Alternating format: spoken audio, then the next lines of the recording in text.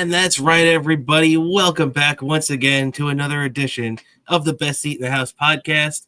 I'm your host, Rob Kramer. This is my co-host, Daniel Bobo Carlin. And Dan, how you doing today, buddy? I'm doing good. I'm doing good. Not sure why my stuff is backwards on this camera, but I gotta figure that out. Is it backwards? Yeah, my shirt's backwards. I don't know. Do you see it Ah, forward? I see. I see. You must have it mirrored somehow. Yeah, like, Either way, well, how you doing tonight, buddy? I'm doing good. I gotta fix that one after. But anyway, just a little bit let down from the Rangers last couple of days, and Yeah. just getting through the holiday season, hoping it doesn't snow at any point, fucking up New Jersey Transit on the way, because it's one of those days that I gotta take a New Jersey Transit from Penn Station to get to little concert at the Prudential Center Trans-Siberian Orchestra, which during the holiday seasons, if you haven't seen them live, well, you first some of you might be too late to catch them in your area this year, but when they're in your area next year during the holiday season, I recommend seeing them live. That definitely recommend seeing them live. They put on an amazing show, especially this time of year. They definitely do. You're right. I've seen the Trans-Siberian Orchestra before, and it really is something else to see. So you're absolutely right about that. So we are expecting snow, at least some kind of accumulation here over the weekend in New York, and it looks like it might not be too bad, but let's keep our fingers crossed that your Jersey Transit trip is safe and sound there, my friend. Yep, exactly. The concert's at 3 o'clock, so I'm at least safe on that. Exactly. That's true. That's true too. So, all right. Yeah, we got a lot of things to get into today, man. I mean, not only are we a week away from Christmas right now, I mean, we're sitting here on a little bit later than things, having to shuffle the deck this week a little bit. Recording here on a Thursday night, so we're going to be posting this on YouTube pretty late in the evening here, and you know, there's a lot to get into. More than normal. I mean, there's always something to talk about here in New York. That's why me and you have been doing this podcast for nearly 3 years now, and there's never a dull moment in New York sports, to put it lightly. And so, Dan, when I was trying to figure out where we should start the show today, we could start with the ridiculous hit piece on the Jets by Diana Rossini and ESPN once again. Actually, not ESPN. I believe it's she used to be with ESPN. I believe she's with the Athletic now.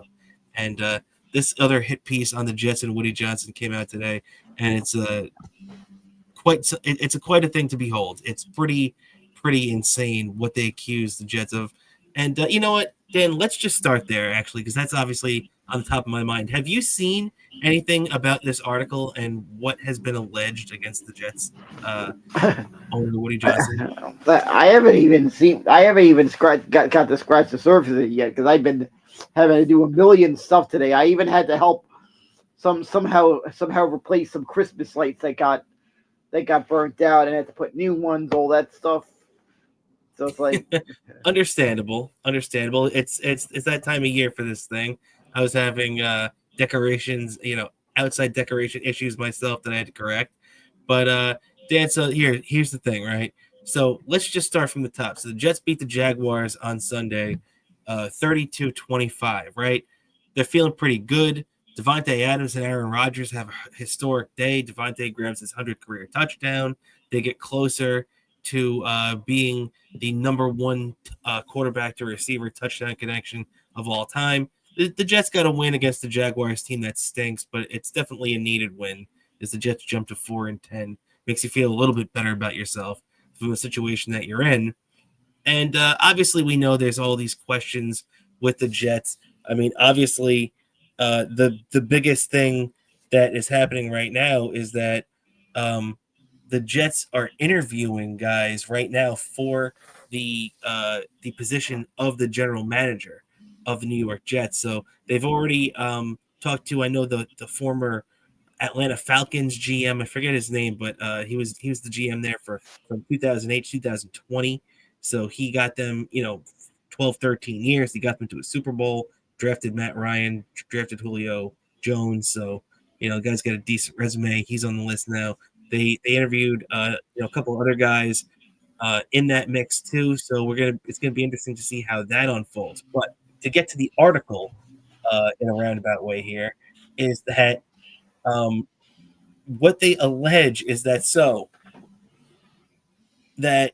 the Jets owner Woody Johnson uses Madden to determine the the guys that he wants the Jets to go after, and that he'll approve of trades to basically, and that's what he uses to evaluate guys. So just on the face of that, if you're not familiar, Madden is the video game, the football video game here you can play, and so Dan, even though we'll get into the ridiculousness of this accusation, what do you think on the face value hearing this?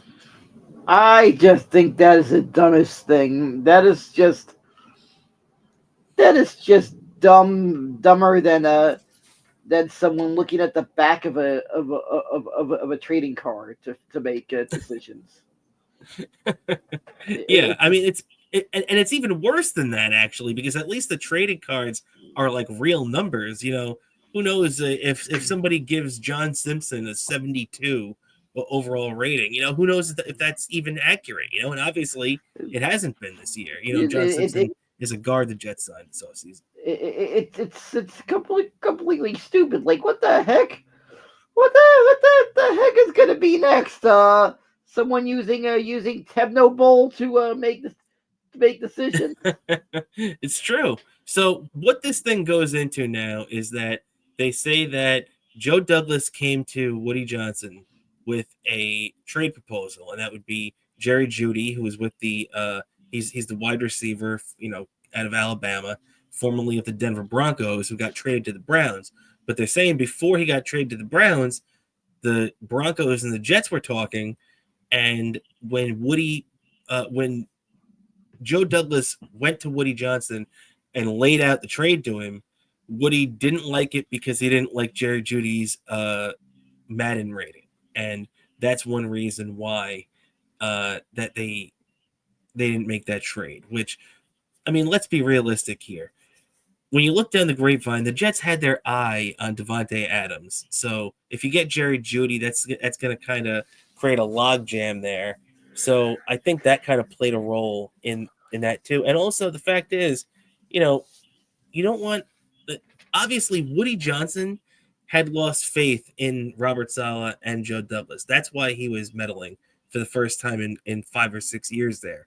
So, there's a reason why that was happening. I think that people really aren't understanding that part of it. That's why Woody made that happen. Yeah. So maybe it may have been a factor in that. So and I don't think I expect any dumbness once they made a decision on a GM. But that is just I would not expect something complete that probably someone would resort to that level of stupidity over the fact the guy's name happens to be Woody Johnson, which I just Yeah. can't help but laugh at the fact that the owner of the Jets is named Woody Johnson, Well, who, yeah. who owns a company that sells a line of products called Johnson and Johnson. Yep. Yep. So, it's one thing, to say that Woody is not a good owner, which he hasn't been. I mean, the Jets have made the playoffs in 14 freaking years. Of course, he's not a good owner at this point right now. But what I want to say is that I think that, you know, it, the thing is where the story contradicts itself is that they're saying in the same breath that Woody Johnson, um, that he didn't allow them to make the trade because he didn't like Jerry Judy's Madden rating. However, they also say that that he didn't like John Simpson, who's the guard they signed from the Baltimore Ravens. They also say that he didn't like John Simpson's Madden rating. But then they point out in the story, what a good signing it was anyway. But they don't point out the fact that Woody Johnson allowed that transaction to happen. So obviously, he's not letting the Madden, whether he uses that or not, which I don't know is a stretch to begin with, but he obviously allowed them to sign John Simpson. So it's not like he looked at the guy's Madden rating and was like, "Well, we can't sign the guy now," because he's on the team right now and he's played very well. So I think that alone, and with right. Yeah, exactly. And of course, I just can't help say this one also to elaborate on the joke about the name of the Jets owner and stuff, and the line of products that his company makes. But Yeah. his company makes a line of a product called Tear Free shampoo that's used for babies. But well, guess what? The Jets is a franchise that's definitely the opposite of that. Well, Probably all tears for just about every Jets fan I know, probably including yourself. yeah, no, you're absolutely right, man. You're absolutely right. And it's just funny too when it's one of these things with the Jets now too, where you know, look at they just had a regime get the axe, right? Look at the guys that just got fired: Robert Saleh, Joe Douglas, and a lot of people forget Joe Douglas's right hand man, Rex Hogan, got fired early on in 2024 as well. Like I'm talking about I believe it was January actually he got fired, so it's almost been a year now. So there's a lot of turnover in the Jets organization now. This athletic piece that came out, think about who the sources are for this article. All it's talking about is all the misgivings the Jets have done, all the bad things the Jets have done. It doesn't talk about how, did Woody Johnson force Joe Douglas to trade John Franklin Myers, to Denver after they traded for Hassan Reddick, which they shouldn't have done either, or let Bryce Huff walk? How about drafting Zach Wilson second? Did Woody Johnson force them to do that too? What about all the other mistakes that they made over the years? This seems to me like this article was sourced by a bunch of people who are trying to make excuses about why this team failed and how it's not their fault. This team sucked well before Woody Johnson started quote unquote meddling this year. You know what I mean? Yeah, yeah, exactly. They were pretty. They pretty much stunk, and probably I think might be top five in biggest letdowns in New York sports history.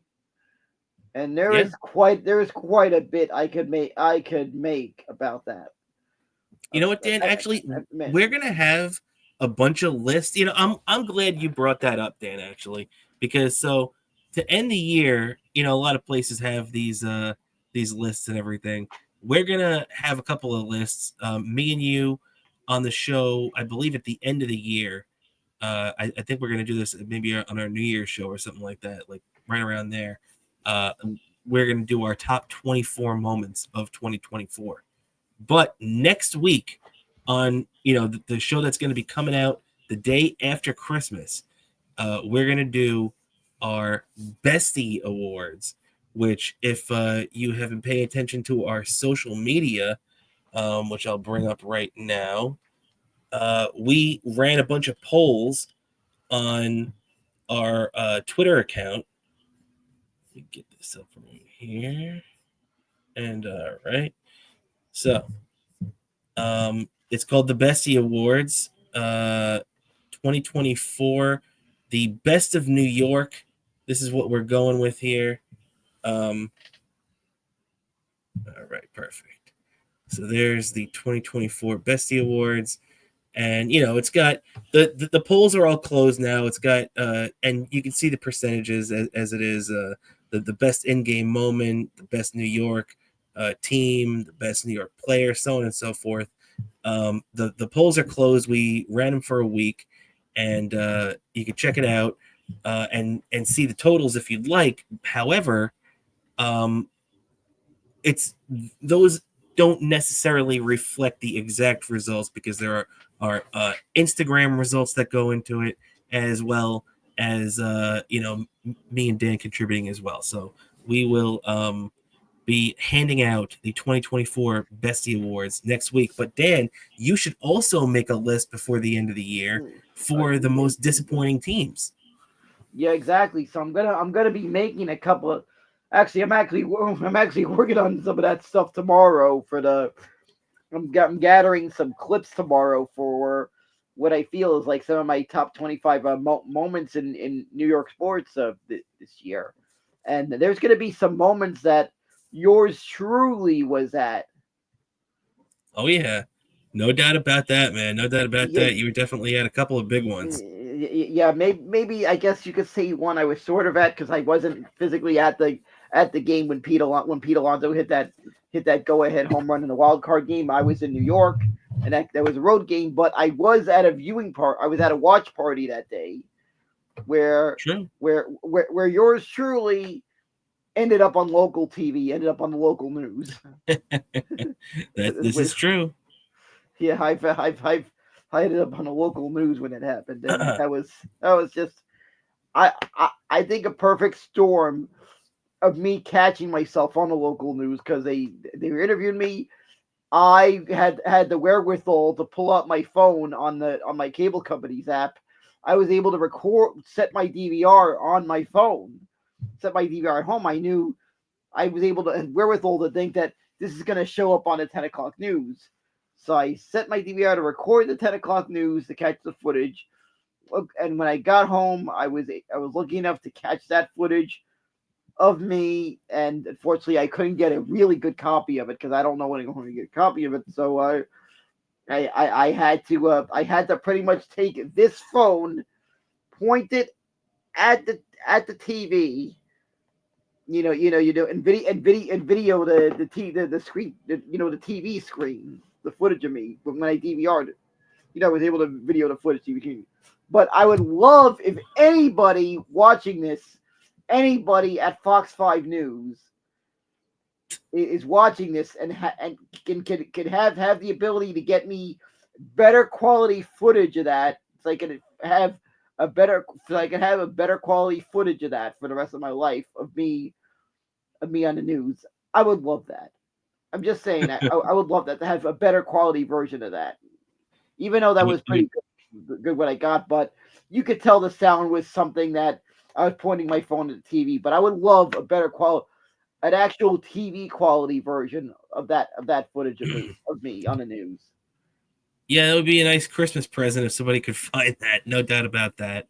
And yeah, I definitely completely sidetracked us there when I went off on the list thing. So that's on me. And let's just finish up real quick with the football here before we get to the rest of the show. Just on the Jets, real quick. So we now know that their apparent top target on their wish list for head coach is former Titans head coach and former Super Bowl champion with the New England Patriots, Mike Vrabel. What do you think about that as a choice for the Jets head coach? I think that's a good one. That might be the best one available. I feel like. I mean, you Jet fans will probably be very lucky to have him as head coach. He kind of brought the Titans to respectability, and you guys will be lucky to have. He's probably the best option, and that's who you really need to go with. Yeah, Because I feel like yeah, you guys, and the same thing for you. If you're trying to build up a winner with a team, you really need to go with a guy that has the credibility. I feel like. yeah, yeah. It's true, man. I'm totally with you on that. Couldn't agree more. Mike Vrabel is my top choice. So real interesting to see where they go there. And also just a quick end thing on the Jets. I saw Aaron Rodgers talking on McAfee this week and talking to reporters yesterday. And it's so funny how me and you have said all year that we've defended Rodgers in his play, which obviously we've turned out to be right, as you can tell in his last 7 games, 13 touchdowns, 1 interception. And by the way, in 5 of those 7 games, the Jets had a lead in the final minute of the game and lost every one of them. So, uh, you want to blame Aaron Rodgers for that? Give me a break. Yeah, what are you Yeah, saying? I gotta say that the kind of season the Jets were having, is the equivalent of a baseball team without a closer. It's what it pretty Yeah, much describes it. that's a damn good analogy. You're 100% right. It's like they just have not been able to finish the game. The offense gives it to the defense up by a possession, and the defense coughs it up every time. So that's a great analogy right there. And but the thing that I was also saying too is that you know I've heard from a lot of different Jets personalities and media guys that Aaron Rodgers would resist an offensive change next year under a new regime, and Aaron Rodgers wouldn't want to mentor the next quarterback, and Aaron Rodgers wouldn't want to do this, and Aaron Rodgers wouldn't want to do that. And apparently, everybody knows what Aaron Rodgers is and what he's going to do before he even does it. And then he comes out yesterday and says, "No, I'd have no problem, going to a modern offense, a different offense, and adapting, under a new regime." He said he'd have no problem with it. And then he also said, that he'd be because a lot of people have pointed to the fact that as we've talked about in the past, there's dead cap ramifications if you keep Rodgers next year that get pushed down to 2026 and 2027. Um, Either way, I want to keep Rodgers. I don't care what the dead cap ramifications are, and he said that he'd be willing to redo his deal to ease those dead cap ramifications. So that's even another positive for keeping Aaron Rodgers. Something everybody said, even though Aaron Rodgers, prior to the discount that Jalen Brunson gave, Aaron Rodgers gave the biggest discount ever to a team coming over to the Jets when he redid his deal the first time. He gave back about $100 million. People forget that, and people forget. And not to mention too, if you want to see what a good teammate Aaron Rodgers is, watch that new documentary on Netflix where you see his former teammates and head coach, like Jordan Love, the quarterback everybody said that Aaron Rodgers couldn't mentor. Aaron Rodgers said that he would mentor the crap out of the Jets' next quarterback, and Jordan Love basically said the same thing, that nobody asked Aaron Rodgers to mentor him, nobody asked him to take him aside, and he said Aaron Rodgers did everything for him and set the table for him perfectly. So it's just so funny that everybody seems to know everything about this guy, but everything they know seems to be wrong. Yeah, actually, what's the name of that documentary? So I put it on the list of stuff to watch. I forget. I think it might just be Rodgers or something like that. All right, just got to remember that because there's a couple documentaries, couple of stuff on Netflix. I have a docket to watch that Yeah, I'm gonna be watching. Got a couple of stuff on various things, services that I got a list to watch. So I'll I'll be binge watching some stuff. Also, like I did mention it on our Patreon show, but we got to mention it here. Mhm. Even though I'm a Giants fan, I watched that ESPN 30 for 30 documentary about the New York Sack Exchange. Did you get to see this documentary yet? I still haven't yet. And by the way, real quick, the name of the Rodgers thing is Enigma. All right, I'll remember that enigma. But yeah, but if yeah, but yeah, I definitely recommend it. Watching this documentary about the New York says Sack Exchange. It was the ESPN 30 for 30 documentary. I believe it's on ESPN Plus if I'm correct. The, I've heard that they painted Mark Gastineau in a very bad light. Is that true? I don't know if they painted it as a bad light, but they pretty much they were just they kind of portrayed them as maybe party animals more to describe it. Hmm.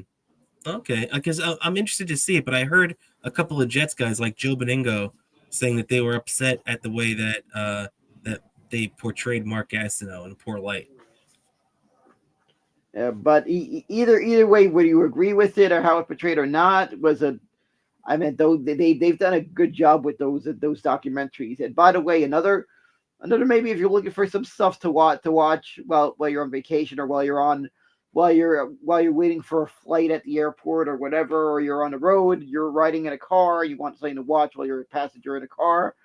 Another great documentary, and this one's a bit older, is this documentary called Broke, about these talking about these athletes talked about how they got broke, and you hear a lot. I noticed. I'm not saying to knock anything on anyone, but I noticed a lot of NFL, a lot of NBA players.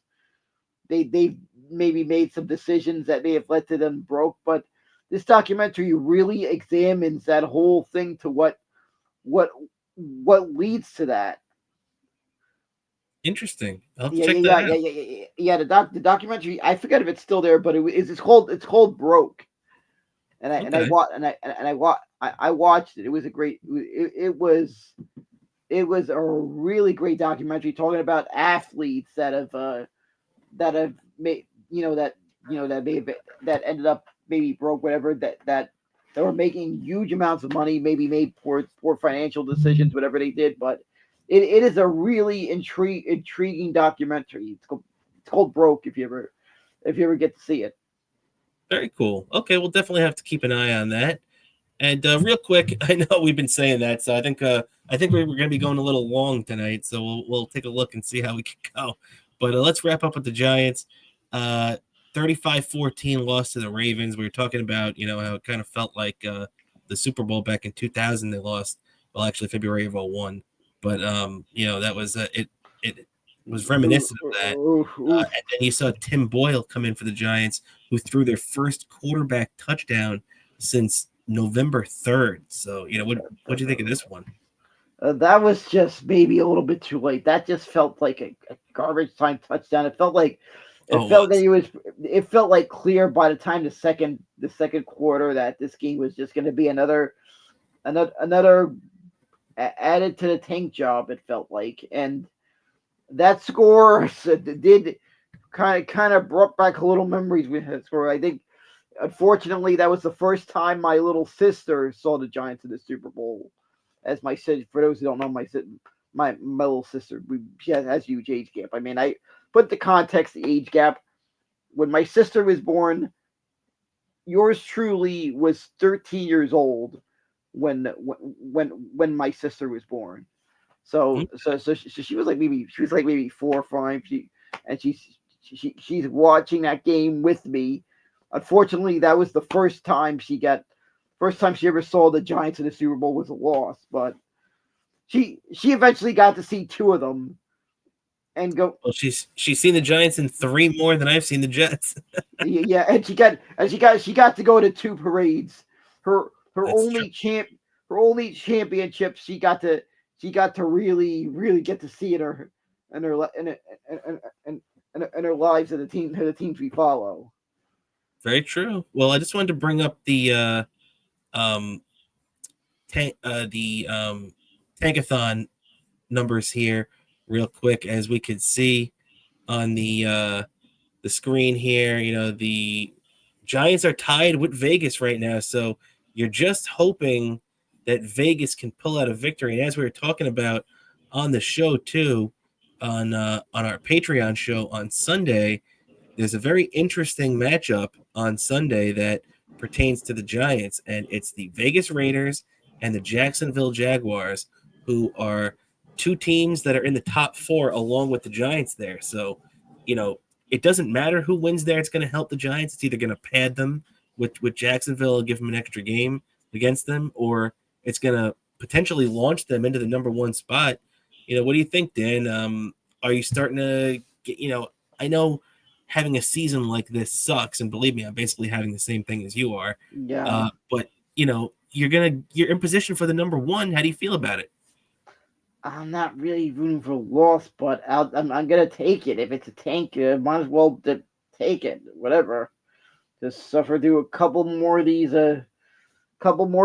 What do we got? Like three, four more? It's a is it three I or think three four? more. I think three Yeah, more. three more. But yeah, it's just gonna be some games. Probably I didn't think I'd have any reason to have multiple screens to watch, but I might have one screen on the Giants game and might have my phone or whatever or whatever on red zone Yeah, during this thing to see to take a little look at a take a look at an NFL red zone on and off during the game. I forget, is that game the Jacksonville at Vegas on at the same time as the Giants game, or that's on after? the Giants are playing who on Sunday? It's actually, yeah, it's the Giants at 1 o'clock against Michael Penix Jr. making his season debut. Well, actually, it's his starting debut because Kirk Cousins has been the starter for most of the season.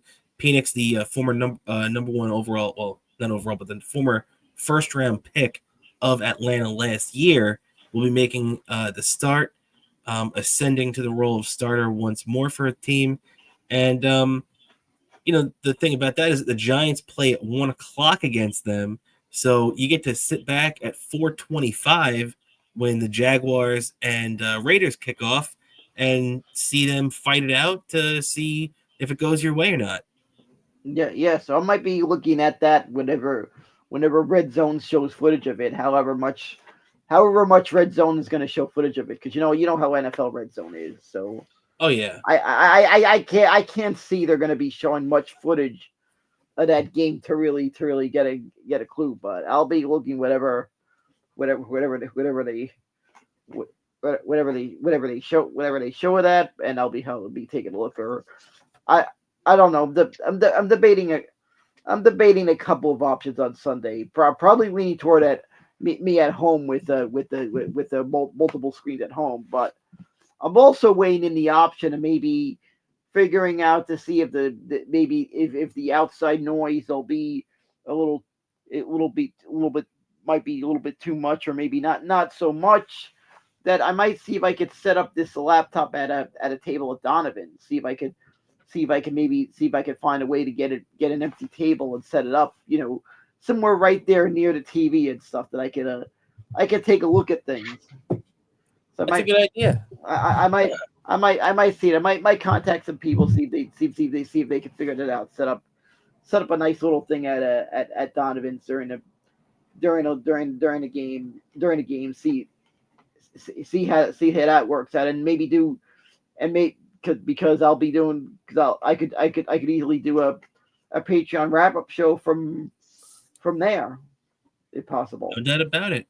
You're right, absolutely right about that. Or even if if you're gonna go to Donovan's, don't bring your laptop. Just you just do it from your phone then.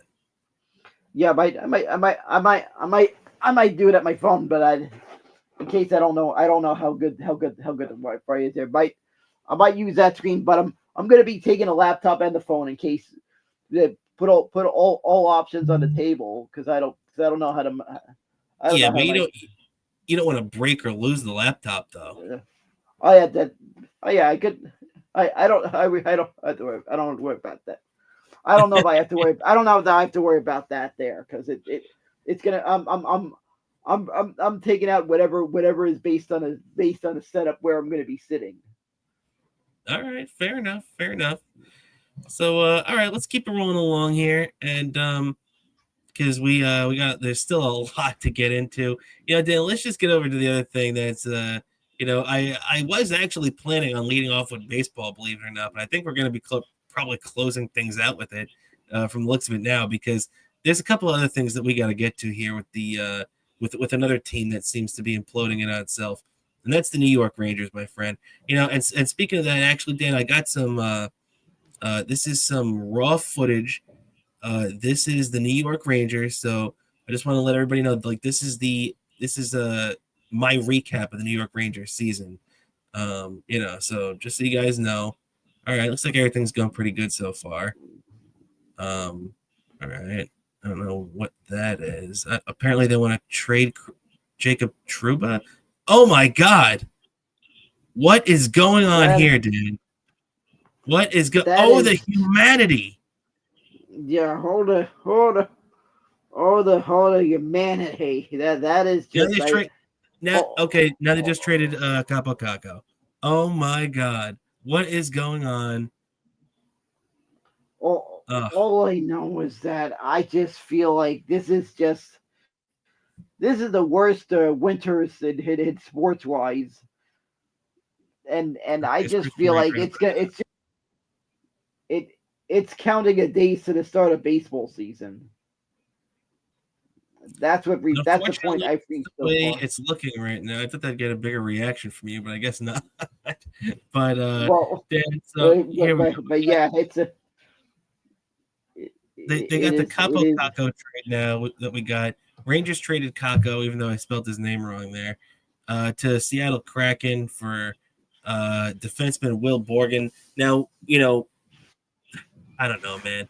It just annoys me that back in March, I don't know if you remember, back in March, the Rangers were asked to include Kaapo Kakko in a trade with the Pittsburgh Penguins for Jake Gunsel.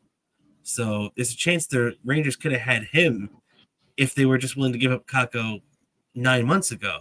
But then again, I also wouldn't have wanted to give up Kakko to Pittsburgh. So, there's you could still struggle with that. But either way, getting Kaapo Kakko for Will Borgen and a third round pick is a disgrace. Kakko is a former number 2 overall pick. He's only 23 years old. This kid still has a sky high ceiling. Just never worked here. But still, it's to give it up for this. You couldn't have packaged him in a bigger deal or something. To give him up for this seems just like robbery. And hold on, real quick, Dan, I don't want to shortchange Will Borgen because he's a decent player. You know, apparently, this is a guy, even though he's a -13 this year and he doesn't score any points, he's a really good defenseman. He skates really well, and apparently he was a big commodity at the trade deadline last year, and a lot of teams were calling on him. So, apparently this guy has some value, but you still gave up Kakko for very little. Yeah, exactly. I just feel like they should have maybe traded him in March. It it could have been such a bigger trade. Maybe our season may have played out different. Who knows? Yeah, could you imagine if they had Gunsel on the team in the Eastern Conference Finals instead of Kakko? Yeah, who knows what may have happened? I may be wearing a different shirt today. You could be. You could have a big Stanley Yeah, Cup on it. And you know what? yeah, I like I said, I don't want to knock Will Borgen, but it's just a shame that you know, a, a a physical defenseman that I'm sure we're probably going to enjoy watching. Uh, it's still just going to be glossed over because he's the guy they got for Kako. yeah, exactly. It's just gonna be, and it's just gonna take a lot. It's gonna take a big outcome of the season with this guy in the team Yeah, for me to look at it the other way. To look at it the other way. yeah, man. And so if you're keeping score now, that's the second big trade in a week now too. With Truba going out and Kako, what's next? all I can tell you is I will be disappointed if they trade freaking Kreider or Panarin, because I feel like those Yeah, are two yeah, two veteran pieces that they need to build around. I feel like, especially yeah. the I don't want to see the Rangers waste years of a goalie we signed to a big contract. Yeah, no doubt about it. And Igor's still young, but I mean, that contract is going to get old quick. So they're going to have to, figure things out. And a guy that is really standing out to me in the midst of all this, that seems to be rising above the rest, is Vincent Trocheck. Because so if you're not paying attention to the Rangers, the story came out about I don't know maybe a week or two ago. I forget which NHL writer put it out that apparently the Rangers had a team meeting and they have completely turned against Chris Drury. They're not happy with the way he handled the departure of Barclay Goodrow and Jacob Trouba, especially Trouba. And they want him to, and the way it was put was that they want him to either change his ways or leave the organization. And that's what was reported. Now, Vincent Trocheck came out today and refuted all of that. And as a matter of fact, he said we weren't talking about the GM at all. It'd be stupid for us to sit there and just complain about our GM to each other. That doesn't help anything at all. We were talking about our play. So it's very interesting that Vincent Trocheck refuted that and said, basically they were just talking about how to solve their bad play lately. What do you think of And the thing that I found interesting too is that it's Trocheck to come out and say this. A guy that's only been here for what, 2 years now? Vincent Trocheck is, you have a guy like Kreider that's been here for a decade. Why is it Trocheck coming out? He seems like he could be a next captain in the making, if you ask me. Yeah, exactly. But so I just feel like there's just a lot of frustrations there. It's what it is. What they're gonna be saying stuff during the frustrations, and it's now in the next couple of days. It's seeing how this plays out, and hopefully it turns out as well. Because I don't want a situation where I'm counting a days to baseball season. Yeah, I want and it looks I like it want a could be. situation where they're right in the thick of a playoff hunt, and I'm probably saying that yeah, me and Kramer gotta find a way to get tickets before the season's out. Yeah, and the thing is, they were right in the thick of it. They started off 12-4-1. This team was, started off so good, but they've now lost 11 of their last 14 games. They look like crap. Obviously Keandre Miller's on IR. They're beat up. They're down Jacob Trouba. They're going to be adding Borgen, and so that now they've lost 11 of the last 14, and they're going into a game at Dallas against the Stars on Friday.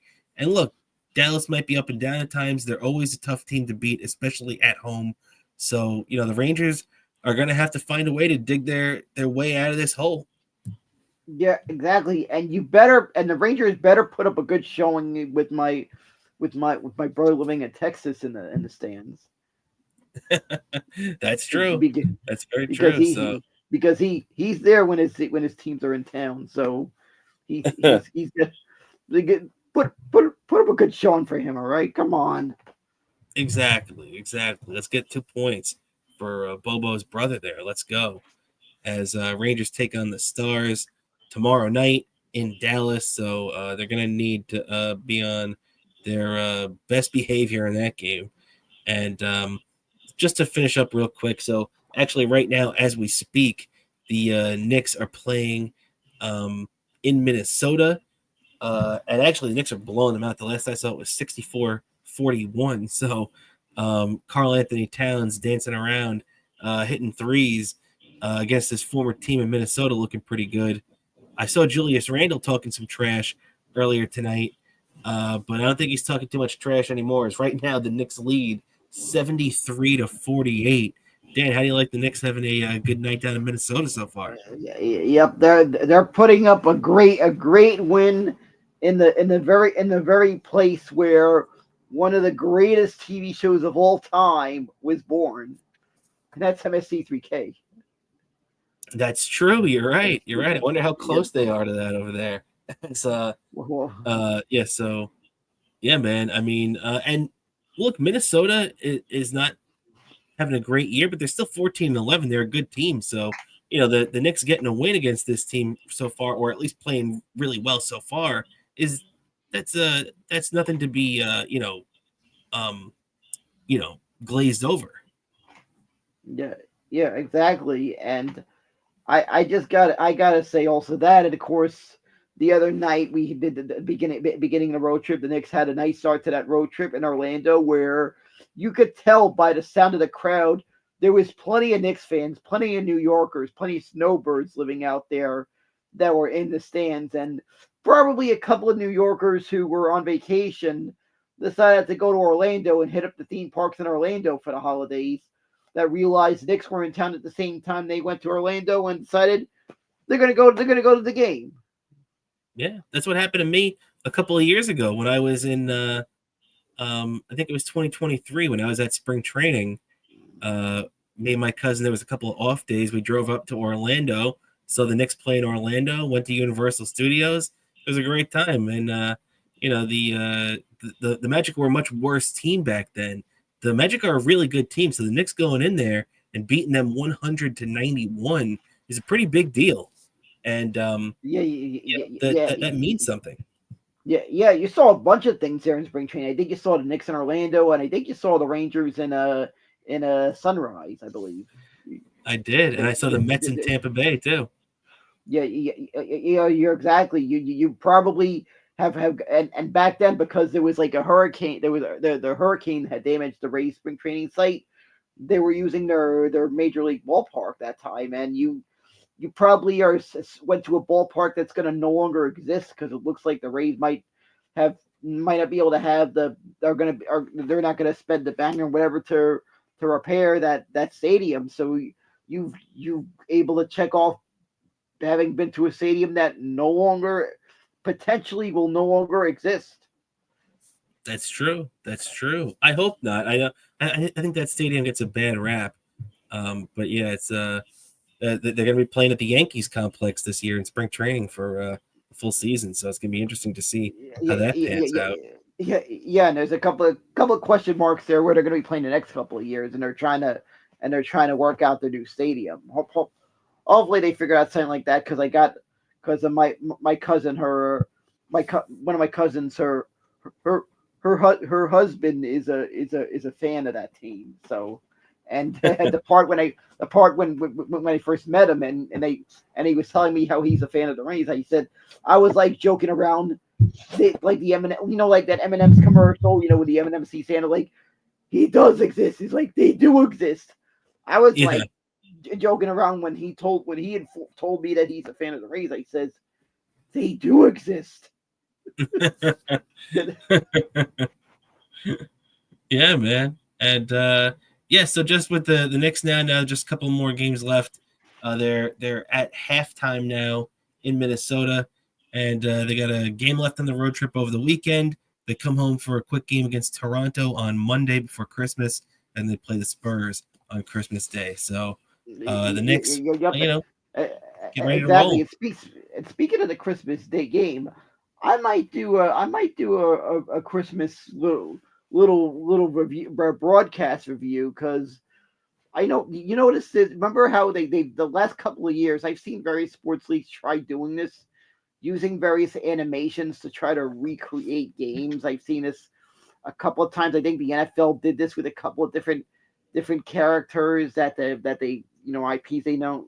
I think they tried to use Toy Story characters. I think I watched that Simpsons because it was available on the replay. I thought the Simpsons one was hilarious because I like that they really that the people who did this were fans who were doing the animations and put together this were fans of the Simpsons with all the nods to some of some class iconic episodes of The Simpsons. So Yeah, I very thought true. they did that. It was pretty much a 3 hour episode of The Simpsons. It felt like, and there was that time that hockey game they did with I don't know, some cartoon I've never heard of using graphics that looked like the equivalent of Wii Sports. The best way to describe it, which was I don't know, kind of weird. But this one there, you heard what Disney Plus is doing with this game, the Knicks against the Spurs on Christmas Day. I don't know if you've No, seen the advertisement. I think they're doing this with doing this with various Disney characters. I heard what they're doing with this game. They're using the animation for that. But mm, I'm not personally a fan of using like these animations to try to recreate games, but some of them I kind of like the I did kind of thought it was neat, like the production of it. And plus, The Simpsons one I personally enjoyed because The Simpsons is one of my favorites. But I'm not saying to do this or give them any ideas, but if they wanted to try this, I personally think a hockey game between the Rangers and the Isles using regular show characters would be a fun one to do. I can see that. I could Yeah, definitely see that. So I could see that. I yeah, see that. Call it the Park Classic. I don't know. Have Muscle Man in goal for the Rangers would be neat. that makes sense. I could definitely see that. I think that'd be funny and have make it look like Mordecai and Rigby are captaining the two opposing teams.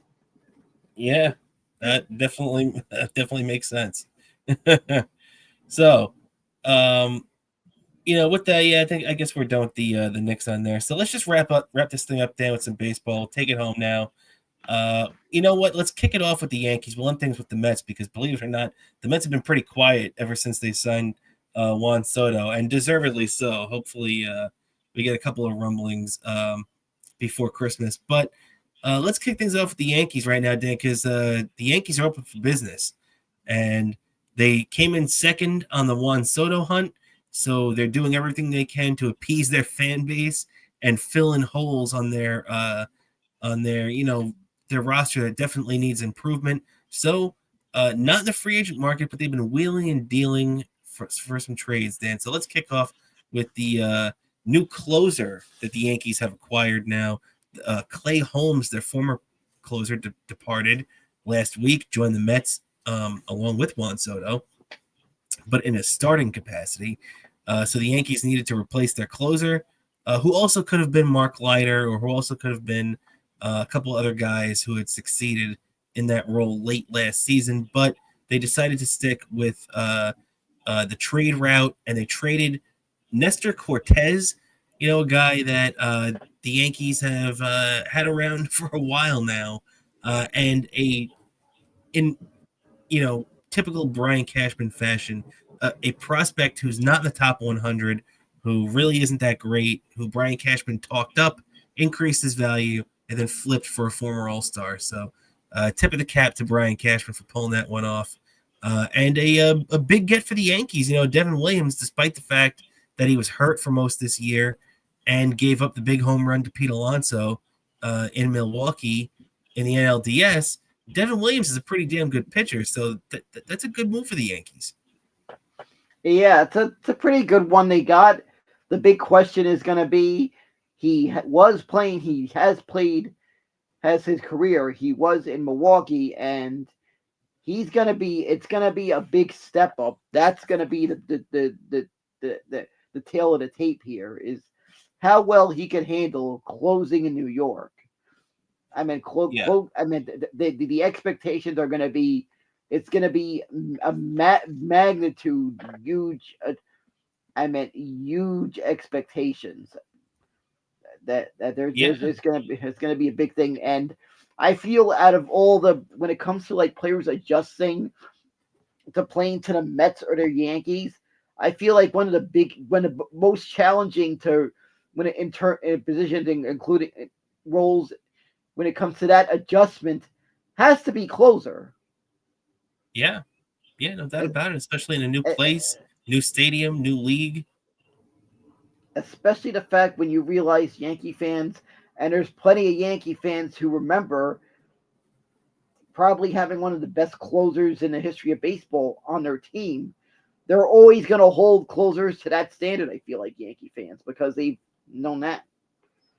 No, you're right. And you know what? Let's also stop for a second and think about the other good closers the Yankees have had over the last 10 years since the departure of Mariano Rivera. You remember they had that one year when Rivera was hurt, actually, with Rafael Soriano, and he had a great year for them. David Robertson has had great years closing for them.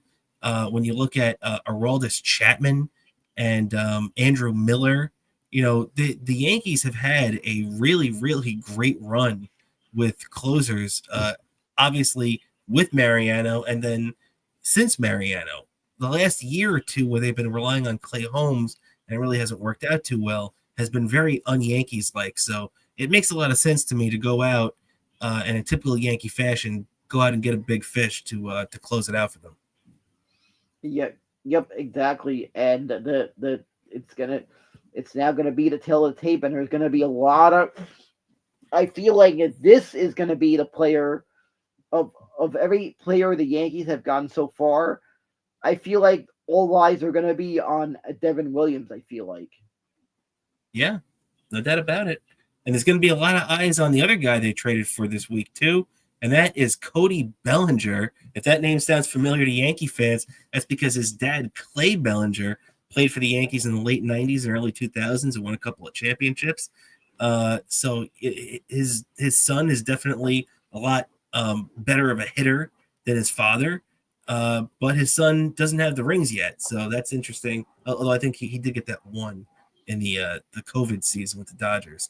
But either way, when you look at this kind of deal, giving up Cody Poteet, who is a minor league journeyman for Cody Bellinger, the Yankees stole Cody Bellinger. And by the way, this is a guy the Yankees needed on the 2024 team as well as the 2025 team. He would have, if you would have had Judge in the middle of Soto and Bellinger, oh my God, the Yankees won the league without him. What they could have done with him. Now the Yankees are going to have to go into next season with no Soto and Cody Bellinger. But I think obviously the Yankees aren't going to be as good without Soto. But a guy like Bellinger is built for Yankee Stadium. Dan, what do you think about that? Yeah, I feel like they've done very well, and this is another one that's going to be the eyes are going to be on him, but he he might have maybe an easy he might have an easier adjustment, being the fact he's got. I feel like he's got a lot of playoff experience. He's been in a World Series. He's been on a I guess maybe the third high. I feel like the third highest expectations in a when it comes to sports towns, because I feel like maybe it's somewhat there's expectations they're playing for the Dodgers, even though maybe it's not crazy fans, but so he may have had. I feel like having that experience, the winning playing in a World Series, the winning it kind of does, and plus the fact he's played on a team that's had a reputation of making the playoffs and being in some big games, that might bar well for him. Yeah, I mean, you play in Los Angeles with the Dodgers. Like you said, he played in, I think he was in at least two World Series for them, maybe even more. Who knows what his thing was? The Dodgers got to a couple there, but and then you go from LA, you go to the Cubs, two big cities with big expectations. So coming to the Yankees was the natural progression. So big move for the Yankees, big time lefty. Which hey, look, if you want to win with the Yankees, you bring in lefties, pitchers, and bats. That's what you do to win. That's why I think it would be a big mistake if the Yankees go out there and Nolan Arenado, the third baseman for the St. Louis Cardinals, is on the trade market right now, and he actually just rejected a trade the other day to the Houston Astros, which I found kind of surprising. I don't know why he wouldn't want to go there. I guess the Astros are starting to pivot after losing Bregman, or maybe they're anticipating losing Bregman. But what do you think about that, Dan? Do you think the Yankees should go out and try to bring in a guy like Nolan Arenado? I think that would be a mistake. I just feel like that's like a mistake. I can't see many teams really wanting to make a trade for Arenado, because I just feel like I don't know. I just feel like he's in the later years of his career. I feel like, Yeah, and it's yeah, like it's just like a question mark. What really you're gonna get out of Arenado? I'm with you on that. I think Nolan Arenado's probably shot. Um, all right, so let's wrap things up here with the Mets. Couple of last little things on the Mets. They signed Griffin Canning, the former starting pitcher for the Los Angeles Angels of Anaheim, whatever the hell you want to call them. The Griffin Canning, um, back of the end rotation guy, 4 or 5. Probably hanging around the minor leagues. Maybe he ends up in the bullpen if he kind of fits that role as a long man, swing guy. Do you know much about Griffin Canning, Dan? What do you think about Not, picking him not, up? not, not that much. He's maybe average at best. I'm saying, like, I'm just waiting for David Stearns to finally make a big splash in the pitcher. I mean, to no longer be a guy, because he's become one big move Stearns. It feels like, because I mean, even though last year the one time they were trying to throw bags of money at someone, it didn't. I mean, they were trying to throw bags of money at Yamamoto. It didn't play out how we expected. But then it seemed like that was the only even inkling of a big move they were trying to make. I don't want to see that again this year. I don't want to see, like, again, two years of either a big move or an attempt, or one big move or one attempt at a big move taking place. You got to kind of do multiple. I feel like in this get, especially when you got an owner like Steve Cohen, right? You can't just be be be complacent with just a big move in Soto. I But just but what feel if like I told you, Dan? But what if I told you that the other big move was bringing back Pete Alonso? then that I would be fine with. As long as they So because I think that might be David Stern's idea, where you bring in a lot of low risk, high reward pitchers, and pay for the hitters. Like you bring back Alonso, you bring in Juan Soto. So because kind of like when you look what the Dodgers did this year in the postseason, they just out hit everybody because their pitching wasn't really that good, except for the bullpen. yeah yeah exactly. I just feel like that, and at the same time, I just feel like the fact that in the playoffs we just had this matchup that we there was like we had pitching that was.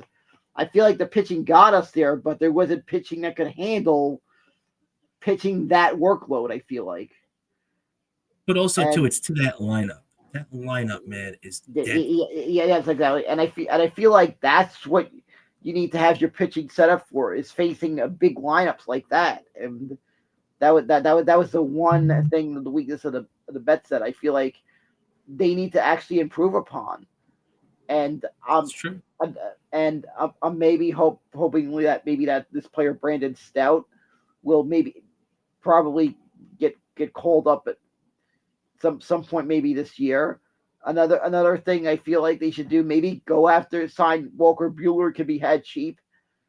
And I feel like it's a player that maybe if you're gonna go through reclamation projects, this is one that you really need to really consider, because this guy has played on high expectation teams. He's played on a World Series team. I'm correct. He was on the. I'm correct. He was on the 2020 Dodgers. Yeah, so he's got 2 World Series rings now. Yeah. He was on. He was on. He's played with those high expectations. I feel like I mean and he played on last year's Dodgers, a team that was that had all the highest expectations in the world with all those moves. I just feel this guy is a no-brainer to bring that level of pitching to the Mets. And if everything plays out well with Bellinger, he could handle. He's pitched this workload. I feel like he can handle that, and I feel like that's the kind of pitching they need to get into. I mean, not just reclamation projects, but hopefully find reclamation projects that can handle throwing that many innings. I feel like. Hey, I'd love to see it, man. That's going to be the name of the game. And try not to over. I feel like the other thing was over leaning on the bullpen. Our bullpen played it well, but I feel like there was just a lot was out of steam by the time we got to the NLCS. I feel like. Yeah. Well, hey. And then the other thing, the other key I feel like is for the Mets to do well. Kodai Senga pitching the comeback player of the year level, I feel like. Well, hey, we're gonna have to see what is going on with Kodai next year. It's gonna be a big key if he's healthy. You're definitely right about that. And maybe Dan, yeah. And then that other Japanese pitcher, that I forget his name. The Mets are talking. I hear they're talking to him. They're talking to him. Sasaki. That guy might be. But they can't do anything until January 15th with him, so it's still going to be about a month until we know. Yeah, exactly. That's a little far ahead of ourselves, but I feel the Mets. I know this one isn't maybe as able that the Steve Cohen can use the money advantage, but whatever they could to talk him into coming here, do it, and hopefully they can only use their international bonus pool money, unfortunately, for this. So the wallet can't really help us too much on this one. Yeah, exactly. And hopefully it's a combination of that and convincing him to come here to New York. And let me tell you, yeah, you could come to Southern California in the nice weather, but come on, it's freaking the Mets. It's a chance to freaking be immortalized if you could win here. From what I heard, though, it sounds like it's a long shot with that kid. He seems like he doesn't really have much interest in playing in a big market right now. I keep hearing Seattle. Yeah, I just feel like New York, specifically the Mets, has just trouble drawing the good Japanese players. Well, Dan, I'll tell you this much though too. We should be hoping, if the Mets don't get Roki Sasaki, we should hope that he goes to Seattle because Seattle has a lot of talent on their team, and 98% of it is in the starting pitching, and they have a really deep rotation, and uh, they have a really deep rotation, and I keep hearing that Luis Castillo is on the market. The former Cincinnati Red was with them right now. He's considered by many the ace of their staff. He's still under contract for 3 years at $25 million, so 3 years, $75 million deal. I'm telling you right now, I don't know what it would take to get him, but Roki Sasaki going there would help them decide to move on from him. What do you think about the Mets going after uh, Castillo? Because I hear there is interest. I think that would be one that the Mets need to make because this is that pitcher that we're talking about. I'm pretty sure he's had a track record of throwing a lot of innings. Yeah, no, he's reliable, no doubt about it. The guy throws 175 to 180 innings every year. Yeah. I feel like I feel like we need to have a pitcher that's winning and the ability to throw many innings. And I just feel like that's a key. That's going to be a key thing in the playoffs that you need to be ready for the tough opponents. And that's what's going to get you. That I saw. That's what's going to get you over the hump is the ability to throw to throw the pitching that has the ability to throw that many innings again. That could put up that could stand up to these tough lineups. That's right, man. That's absolutely right. And one last Met point before we wrap up here. Uh, it was announced within the last couple of days that the New York Mets on July 19th, 2025 will be retiring David Wright's number 5.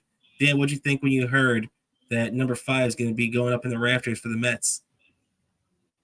Congratulations to the captain. I just gotta say, congratulations to the captain. And I mean, I've seen athletes. I remember during their playing days. I remember like when I was little, Doc got into strawberry when I was little. Like my first, when I was very little, my mom introducing me to Mets. I've talked about my mom taking a then 4 years old me to the '86 World Series when I was just 4 years old. I've talked about that, seen that, and of course I've seen Mike Piazza. I mean, a guy that was in like my high school days. I mean that made me feel old, like wearing like I that Piazza jersey I've had. I was like 17 when I bought that jersey, and it and that one made me feel old. This one's gonna feel old. This is another one that's gonna make me feel old. Seeing a David Wright number retired. This one really feels like yesterday. The 2006 Mets. Uh the playing. 2006 feels like yesterday. Yeah, man. And I remember. It's funny. 7/19. It's about. I want to say maybe a week. I want to say David Wright's major league debut was like July 24th when he debuted at Shea Stadium against the Montreal Expos, and so it's funny that it's going to be almost 21 years to the day after his major league debut. So Yeah, David Wright, one of the all-time Mets. yeah, exactly. And this feels weird, and it especially feels weird when I see players I remember as a rookie being getting his number retired. Like I still remember. I, I still have I have a David Wright rookie card I found. I meant to find the pack because it's somewhere. So I got his first. I got a card that was somewhere printed somewhere around the 2004 season or so. So it's like weird seeing David Wright as his number is being retired, and I I I will definitely be there for his I will definitely try to be there. I'm gonna wait. I didn't manage to get the tickets early on when the prices were low before they announced this, but I did again on those seasons. But I'm being on the lookout for tickets to just drop to that right price, going all the way maybe to the day before, getting the lowest I can get for this because I want to be there even if it's a standing room only ticket. I'll do that That's for right. this game to be there because I gotta be there for that day. They retired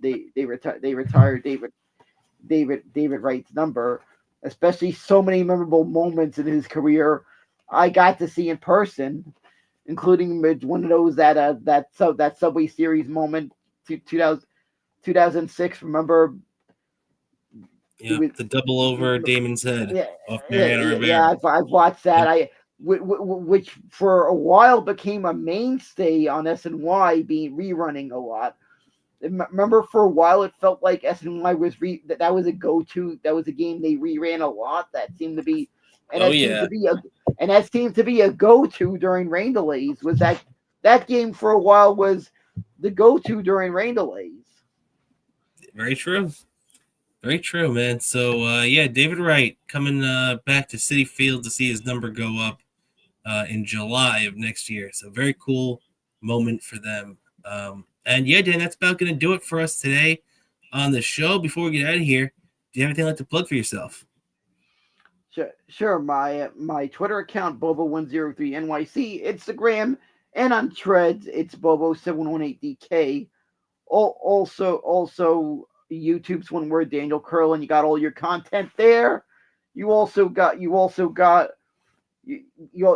subscribe to our Patreon because you'll get 2 weeks early access to whenever I post stuff on YouTube. So you definitely got to be on the lookout for that also. And you and of course I gotta say I hope all of you are watching our Christmas special. It's a little fun. Unfortunately, we got contacted. A certain purple thing couldn't quite make it, but he does wish us our best luck, and the grimace is gonna bestow upon some mojo, but we'll have the next best thing because we're the area that we're gonna be doing our in person Christmas special from. I'm bringing the executive grimace with us that I was carrying down the stretch run. I was bringing this thing to Met games. This grimace plush I refer to as the executive grimace. Executive executive producer of Best Seat in the House podcast productions. He'll That's right. he'll be joining me, and it's been a superstition when I'm watching one of my favorite teams ever since they brought this thing to rub the belly of this executive grimace before that. It, of course, that's good luck for Best Seat in the House podcast and the Mets for rubbing the belly of the grimace. No doubt about it, man. So make sure to check all that stuff out. No doubt about it. Also, don't forget to check out Dan's appearance the other day on the Davey Mack Sports program. We love our boy Davey Mack. No, Go check him out and subscribe to his Patreon as well. Davey Mack Sports program. Right, yeah, Dan? yeah, oh yeah, yep, definitely. That was well fun. It was just a lot of crazy stuff that I would really only say on the show that I just sometimes don't know what Dave's gonna say, so I'll just say stuff at random that I feel like fits the response with the response with Dave during that time. So I just feel some of the stuff just fits that Hey, show, believe me. and there's just some crazy stuff. And I want to actually share with all you viewers a little fact about my history on various shows done by Eastside Dave. Remember, I was joking around saying that I was running for mayor of New York on the Eastside Dave on the then Eastside Dave show during the Compound Media years. I said I was running for mayors.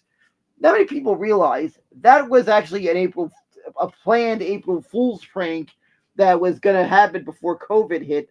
I was gonna on April Fool's the following April Fool's Day. I was planning on April Fool's Day 2020 to just yell out April Fools on various social media platforms. I was actually going to do that, yell out April Fools. I was going to be in a suit, looking like I was running for mayor, and just I was going to say it. I was thinking of maybe doing this in Flushing Meadow Park in my hometown of Queens, yelling out April Fools. I was just setting this up for an April Fool's prank very long April Fool's prank saying that I was running for mayor, but because COVID happened, it kind of blew off the thing, and I wasn't really on any shows that I could really carry the momentum of the bit, so I kind of had to put a scrap. I had to scrap the bit because of how unlikely circumstances happened during that year. Well, a behind the curtain look there at the comedic process. We appreciate it, Dan. So I think that's going to do it for us today. For my co-host, Daniel Bobo Curlin, I'm Rob Kramer. This is the Best Seat in the House podcast. We're back with you on Sunday on Patreon, but as always, we'll be back with you next Thursday right here on YouTube. Have a great weekend, everybody.